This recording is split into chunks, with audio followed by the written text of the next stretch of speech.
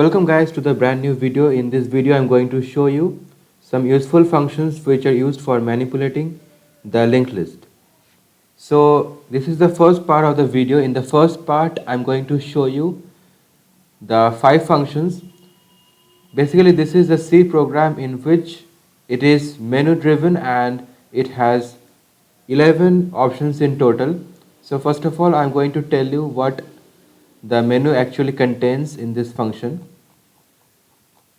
So as you can see, we have many functions over here. So the first option actually is used for inserting the node into the linked list at the starting position.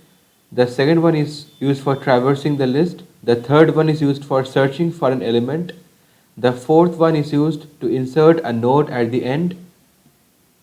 And moving on to the fifth one, it is used to print the end node. The sixth option is used for deleting the node at start, the seventh for deleting the node at the end, the eighth option for sorting the list, ninth for reversing the list, the 10th one for inserting node at any position, and the 11th one is used for deleting node from any position. So these are all the options which we have overall in total in our function. So this is the first part of the video in which I'm going to tell you about the first 5 functions in the menu. Now before telling you about the functions, this is the structure of the node. The structured node contains one integer variable named data and the pointer to the next node, which is denoted by next. So first of all, in the global space I'm declaring 3 pointers of the type struct node. The first one is start, the second one is start2, and the third one is new node. Now let us move on to the main function and let's see what we have done before we move on to the declaration of the different functions. So in the main function we have declared 2 integer variables ch and val.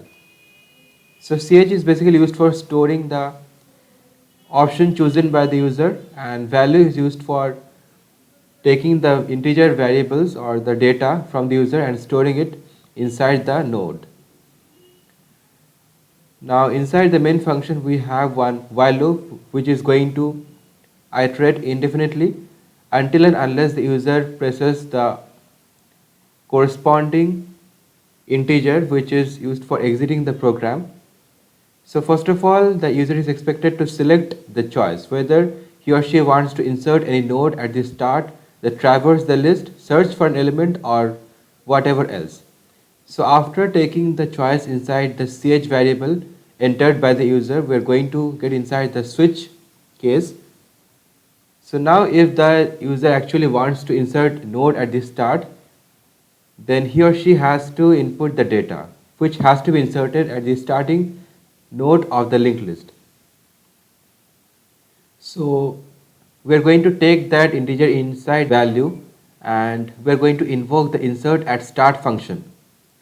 So the insert at start function basically takes the address of the start node of the linked list and also the value to be inserted at the starting position. Now let us move on to the insert at node at the starting position function. So the name of this function is insert at start. So as you can see, we are inputting one pointer to a node and also one integer value.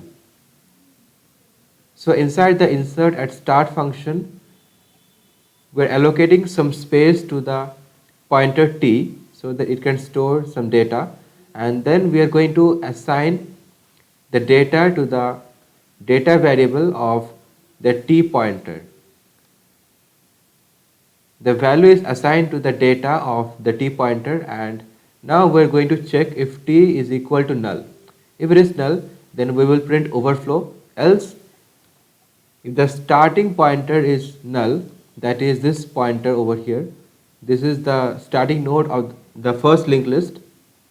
So if it is null, then basically that means that we don't have any node inside the linked list. So this is going to be our first node. So we are going to insert t inside the start and then define the next pointer to the t node is equal to null and then print inserted. And if this is not our first node to be inserted into the linked list, then we have to declare the next pointer of t as start, and then start will move on to the position of t and then print inserted. So this is how we're going to insert a node at the start of a linked list. And now moving on to the next function, which is the traverse function. It is a straightforward function which only takes the address of the starting node, and if the start pointer is equal to null, that is the list is empty, we are going to print the message as it is, which is list is empty, and we are going to exit the function because we don't have anything else to do here. But if the link list is not empty, then we have to declare the pointer t, and we are going to print the linked list by iterating each of the nodes starting from the starting node until the last node. So we are going to print likewise, as you can see over here. And now moving on to the third function, which is going to take as always the address of the starting node and also the value to be searched for in the entire linked list. And if start is equal to null, then the list is empty, as I already mentioned.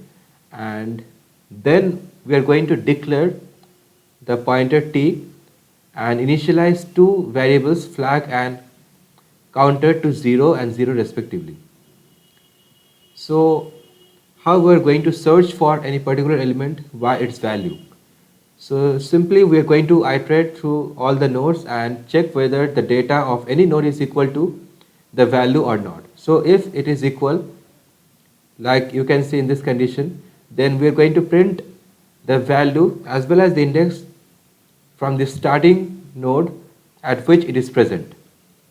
So we are going to print the value % present at index %d from the start, and we are going to initiate, we are going to assign 1 to flag, which will basically denote that we have found something at some index. But if we are not able to find any value, we are going to increment the counter variable, and we are going to do it each time we don't find any value equal to the data present at any particular node. So after going through all the nodes, if the flag is equal to 0, that is still it is to 0, it has not been changed to 1, that basically means that we cannot find the particular value at any node of the linked list. So for that we are going to print the message, sorry, the value % is not present in the list. Now moving on to the fourth function, which is print end. It is also going to accept the address of the starting node of the linked list, and inside this we have declared one pointer temp. The temp is initialized to the starting node, and basically for printing the end we just have to iterate all the way down to the last node. For that we have made use of this while condition over here, that is while temp not equal to null. Until temp does not become equal to null, we have to move from temp to the next pointer or the next node. So if temp to next is equal to null, then we have to print the end node is dash. We basically have to print the data present at the end node, and that's it. So this is a very simple function. And now moving on to the last function for this video, which is the delete at start. We're going to take the address of the starting node, and inside this function we're going to initialize the pointer t to the starting node, and we're going to declare the pointer p, and if start is equal to null, then that means that the linked list is empty, it doesn't have any node till now. So we are going to print empty, can't delete, because we don't have anything to delete. But if this is not the case, if the linked list has at least one node, then we are going to assign p to the position of t, and we are going to move p to the next node and then the starting position or the start pointer will move to P. So this is how we're going to delete at start, and after that we're going to free the memory assigned to the T pointer so that the node cannot be used any longer. So this is how we're going to delete any node at the start of the linked list. So these were the 5 functions from this video which are used to manipulate any linked list. So that's all from this video, guys. I hope you enjoyed it. Stay tuned for the second part. It will come soon on my channel. So if you enjoyed this video, like, share as well as comment on this video, and make sure that you press the subscribe button on my channel so that you never miss an update. So that's all. Until I meet you next time, stay tuned for the next part, and until then,